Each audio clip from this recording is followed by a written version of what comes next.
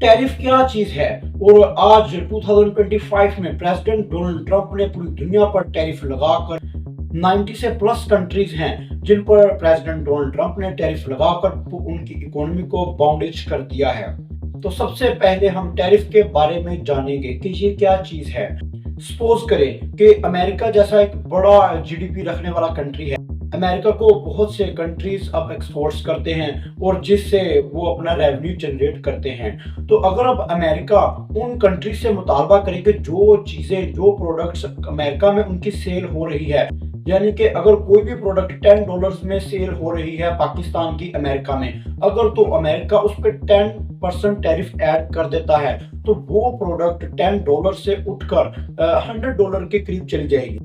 तो ये जो $90 का अब डिफरेंस आएगा, इस डिफरेंस को पूरा करने के लिए जो अमेरिका की लोकल इंडस्ट्री है उसे बेनिफिट मिलेगा और वो बूम करेगी। और ना कि दूसरी तरफ पाकिस्तान की इंडस्ट्री, जाहिर सी बात है जब पाकिस्तान की प्रोडक्ट्स अमेरिका में ज्यादा महंगी होगी, वहां पर इन्फ्लेशन का जरिया ये बनेगी तो लोग इसका बाइकआउट शुरू कर देंगे। और दूसरी तरफ जो अमेरिका की लोकल इंडस्ट्री ने तैयार की है वही प्रोडक्ट वो यूज करना शुरू कर देंगे और सस्ते दामों में उन्हें मिलेगी।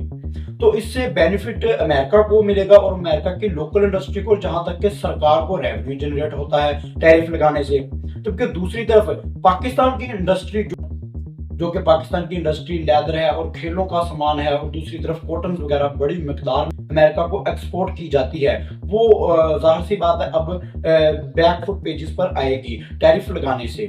तो ये एक इकोनॉमिक वार चल रही है प्रेसिडेंट डोनाल्ड ट्रंप और पूरी दुनिया के दरमियान। अगर तो पॉलिटिशियंस यानी कि किसी भी कंट्री के एडमिनिस्ट्रेशन टैरिफ्स का इस्तेमाल अच्छे तरीके से करे, एक बेहतरीन अंदाज में करे, तो ये एक बहुत अच्छी चीज है। और अगर गलत तरीके से अपने रिवेंज लेने के लिए यानी कि बदला लेने के लिए किसी भी कंट्री से इस्तेमाल करे तो ये एक इकोनॉमिक वार की शक्ल इख्तियार कर जाता है। तो इसी तरह से अब प्रेसिडेंट डोनाल्ड ट्रंप ने चाइना के साथ इकोनॉमिक वार शुरू कर रखी है।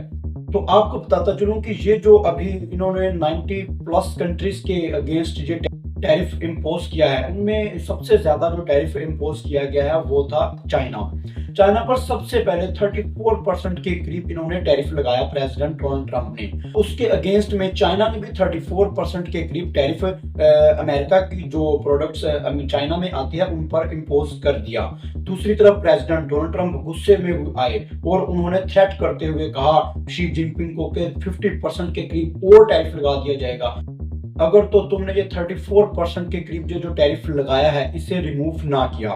तो 12 बजे के बाद भी शी जिनपिंग ने किसी भी किस्म का एक्शन नहीं लिया और टैरिफ लगाए रखे अमेरिकन प्रोडक्ट्स पर। तो 50% के करीब दोबारा टैरिफ लगा दिया गया और इसी तरह से इस इकोनॉमिक वार के जरिए दोनों कंट्रीज ने एक दूसरे की प्रोडक्ट्स पर 134% के करीब टैरिफ लगा दिया। यानी कि अब जो प्रोडक्ट अमेरिका से इंपोर्ट होगी चाइना में और जो प्रोडक्ट चाइना से अमेरिका में इंपोर्ट होगी, अगर तो वो $10 की थी, अब वो 134 गुना ज्यादा महंगी होकर आम पब्लिक को मिलेगी। यानी कि आम पब्लिक की पॉकेट पर ढाका डाला जाएगा और जाहिर सी बात है इससे गवर्नमेंट भी मजबूत होगी। जिस वक्त उसे रेवेन्यू मिलेगा वो टैक्स कलेक्ट करेगी और मजबूत गवर्नमेंट भी बनेगी। लेकिन आम लोगों के साथ बहुत ज्यादा नाइंसाफी होगी। और अगर हम माजी में नजर डालें तो टैरिफ का क्या रोल था, तो 1980 से लेकर 1990 तक साउथ कोरिया में बहुत ज्यादा इन्फ्लेशन बढ़ रही थी, क्योंकि जो फार्मिंग वो कर रहे थे वहां के किसान, उन्हें बहुत ज्यादा महंगे दामों में राइस और बाकी दूसरी चीजें मिल रही थी बनिस्बत अमेरिका और थाईलैंड। यानी कि साउथ कोरिया के फार्मर जो राइस की प्रोडक्शन कर रहे थे अपने कंट्रीज में, उससे ज्यादा सस्ती चीजें उन्हें अमेरिका और थाईलैंड जैसे कंट्रीज से मिल रही थी। तो इससे एडवांटेज तो अमेरिका को या तो थाईलैंड को हो रहा था। तो साउथ कोरिया की गवर्नमेंट ने टैरिफ इस मद में लगाए, तो उन्होंने क्वांटिटी मुकर्रर कर दी कि इस हद से ज्यादा जिस वक्त इंपोर्ट की जाएगी राइस की तो 500% के करीब टैरिफ लगाया जाएगा। ये एक बहुत बड़ी मकदार थी। तो इससे फायदा क्या हुआ, लोकल बॉडीज यानी कि फार्मिंग पर्सनैलिटीज थी, उन्होंने खुद को डेवलप किया। और तो इस तरह से साउथ कोरिया की गवर्नमेंट ने टैरिफ इम्पोज करके दूसरे कंट्रीज पर राइस की इंडस्ट्री पर, अपनी राइस की इंडस्ट्री को मॉडर्न टेक्नोलॉजी में शिफ्ट करके अपनी फार्मिंग इंडस्ट्री को कंट्रोल किया। और अगर तो ये स्टेप ना लिए जाते साउथ कोरिया की गवर्नमेंट की तरफ से तो फिर होता क्या, उसके नतीजे में जो अमेरिका और थाईलैंड का राइस था वो साउथ कोरिया में सस्ते दामों लोगों को मिलता, और दूसरी तरफ जो लोकल बॉडीज थी, लोकल फार्मर थे साउथ कोरिया के, उन्हें बहुत ज्यादा डैमेजेस होते और वो अपना जरिया मुआश चेंज करने पर मुतफिक हो जाते। तो आज जब 90 प्लस कंट्रीज के ऊपर प्रेसिडेंट डोनाल्ड ट्रंप ने टैरिफ लगाया है, तो स्टॉक एक्सचेंज मार्केट बहुत ज्यादा बड़े लेवल पर डैमेज कर चुकी है, और मुख्तलिफ कंट्रीज ने अपने रिटेलिएट करते हुए अमेरिका की प्रोडक्ट्स पर भी टैरिफ लगाना शुरू कर दिया है। तो चाइना और यूरोपियन कंट्रीज और कनाडा ने उस सेक्टर्स पर टैरिफ लगाए हैं जिस सेक्टर ने ज्यादा से ज्यादा सपोर्ट की थी प्रेसिडेंट डोनाल्ड ट्रंप की एडमिनिस्ट्रेशन को पावर में आने के लिए।